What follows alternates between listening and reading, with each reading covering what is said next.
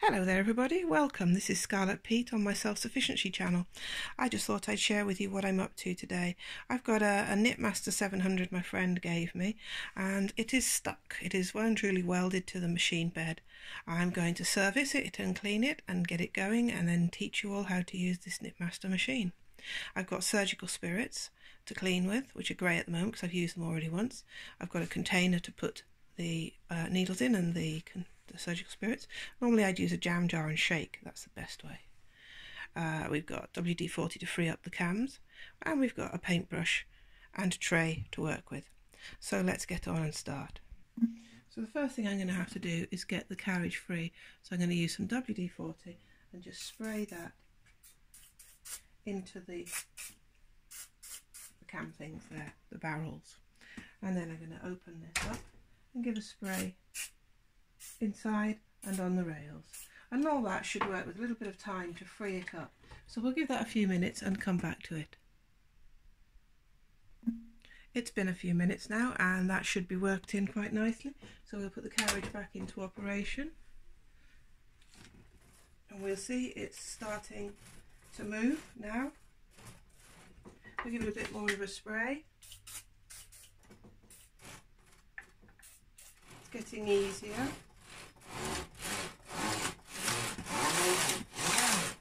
And that is much better already. I'm going to just put some needles out and see how it works.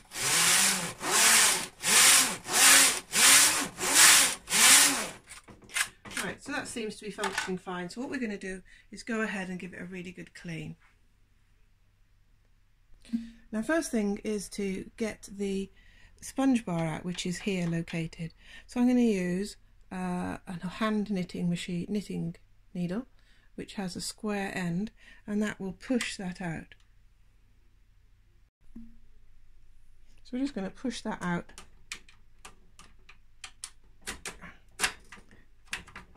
Not get it stuck inside. There we go. And then I'll show you the other end.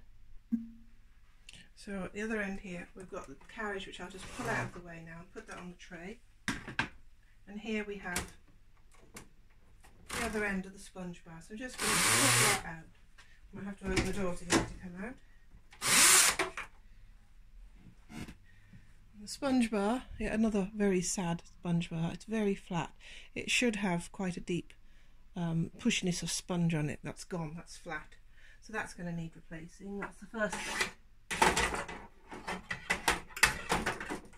Oops. So I'll just put that down out of the way. Now the next thing we're going to do is remove the needles. So let me show you. Let's zoom in. So here we've got the needles coming out, and we're just going to pull them out by holding the back end, making sure the needle latch at the front is closed, and they just come out like that. There we go, there's a needle. So I shall carry on doing that all the way across the needle bed, pulling them out. And they're quite dirty, so it's definitely going to need a good clean. As normal, like I say, you just pull the latches closed and they just come flying out. Takes a while.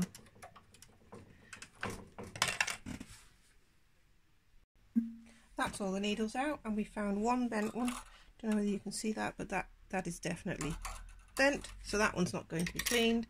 And we've got the box full of dirty needles to be cleaned.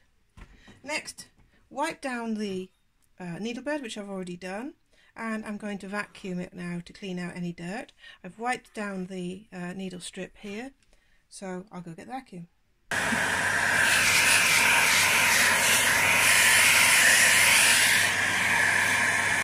So that's the bed vacuumed, and now I'm going to use the bristles of the brush to clean in the needle bed there, bringing any dirt forwards, which can then be cleaned out again. And I'll repeat that all the way along the bed, and we'll clean the back, the guard, the rail, and then here we've got some rust that I really need to work quite hard on getting off. I might have to get a something abrasive, like a very fine wire wool, or a pan scrubby, a plastic pan scrubby I'll start with first, just to try and get that cleaned up. That's the bed all cleaned. Now I'm just using a rag to wipe it all clean, all the metal parts and the plastic strip at the front here. And now I'm just going to clean down the plastics with the same Surgical Spirit rag, because it won't hurt it. It'll help clean the oil off. That'll make it look like new, and then afterwards we use a bit of furniture polish on it. If there's any stubborn marks, you could try a vinegar solution, but normally I find Surgical Spirits and it all comes nice and clean. To complete the cleaning of the plastic, I'm just going to use a cotton wool bud. And now to clean the carriage, which is quite dirty, so we'll give that a wipe down and a polish up. So there's the carriage looking a whole lot cleaner. And now we're going to use the paintbrush on the bottom of the carriage and clean that up. And I'm just going to brush and clean using plenty of the Surgical Spirits to clean in all the runners, and I've got the rag at the bottom here to collect the dirt and to stop it scratching the surface. It's just a thorough clean and brush. And the vacuum I should have said I've done as well before doing this. There's some rollers there in the brass strips that collect a lot of dirt, and the cam barrels there's a lot of dirt on those, just everywhere. Give it a really good clean. So I'm giving that a really good clean, but remember you need to turn the drums and clean, and don't forget there's a drum in here and then there's the drum here that needs the clean as well, so that's what I've got to clean next. Flicking out any dirt and just making sure it's nice and clean. That's all nice and clean, and look, this is some of the stuff we've had to flick out and clean out of the drums, out of the bearing rollers here. There's two sets of bearing rollers here, roller bearers and roller bearings, and there's some in here as well, and they were all plastered in that fluff. I've slid the carriage back on now, and I'm just cleaning the thumb screws because there's quite a bit of oil over the years got stuck in there and they're quite dirty. Just cleaning up something in there. So that's all nice and clean. Checking that the magnets are here fine, they're not loose, they're not broken, they've got no metal or anything stuck in them. And I'm just cleaning down there where in the corners and the crevices of the carriage, where the oil just builds up over the years and goes yellow and nasty. But let's have a look now. What do you think? That hasn't got any oil on yet, that's just clean, and it's moving a lot easier already.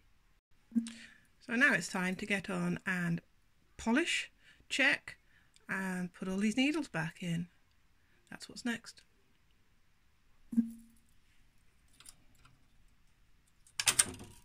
We're just continuing putting them on. Needle latch open, slide through the hole and just flick it in.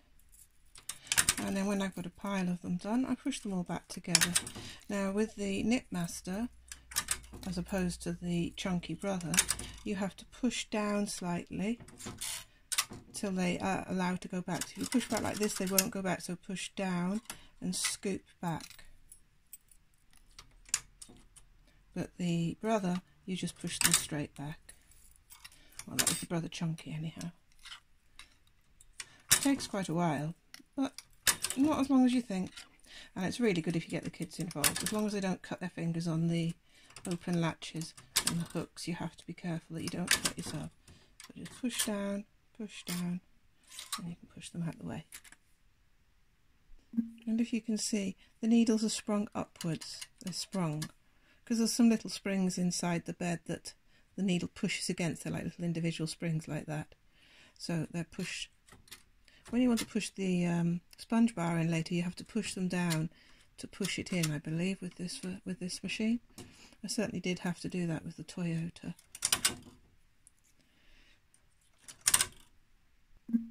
Right, so all the needles are in now. So the next thing we're going to do is take the sponge bar. Now this one needs replacing. I'll do a video on that at a later date, but at the moment I don't have the new sponge bar. And all we do is push it down the hole, leaning slightly uphill to start with, and then as we go along, we use our fingers to push down. Oh, the needles are slightly falling.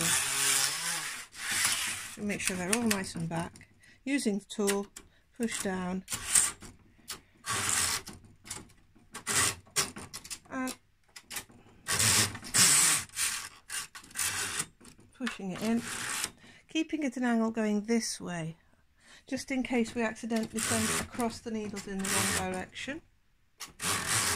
And that will aim at the hole at the other end, and we just finish it up by pushing it in at the very end. There we go. That's now on.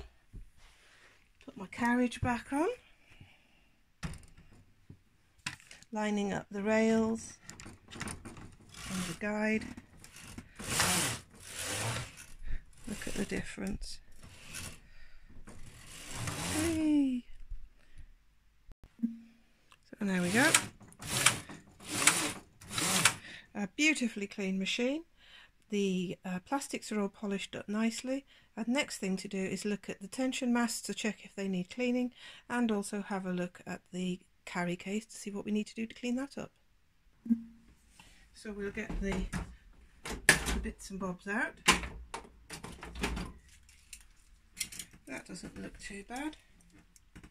Just needs a bit of a clean. Nothing's stuck. Everything's moving nicely as it should. These are ever so easy to replace. You just undo them with a screwdriver, star screwdriver, put on the new ones. But that just needs a bit of a clean up. And then it's also quite nice if you get the tools out, give them a bit of a wash in some nice soap water, warm soap and water. And get the tension masts out, check on those. The wires don't need replacing. The discs work, they're absolutely fine. And let's have a look, last bit. Yeah, let's see where he goes, somewhere in here. That all looks fine too. So what I'm going to do is wipe out the case and then probably use a little bit of WD-40 in the case, only because it's starting to go a bit rusty, and just rubbing that on will give it a little bit of a clean and an oil and prevent any more rust. And then what I'm going to do is put this back onto the machine. I'm sure you all know how to do quite easily. And the next job for me is to clean this up. I'll get a little brush, some washing liquid, soap, something, and warm water.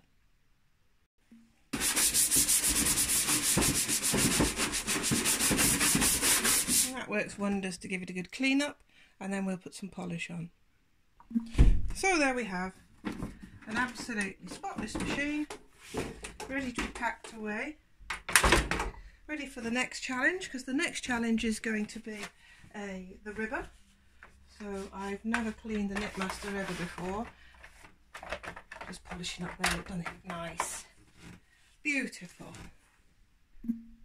It's sparkling. Absolutely sparkling clean. So as I say, the next job is going to be the ribber that's down there that I bought second hand the other week, well, the other month. I hope you enjoyed this. Whatever machine you're using, it's very similar technique to cleaning them all.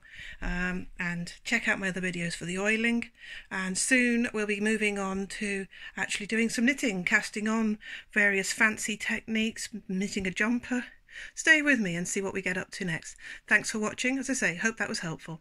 Like, subscribe and share, and go on, be a devil and comment. Let me know you're there. Bye-bye.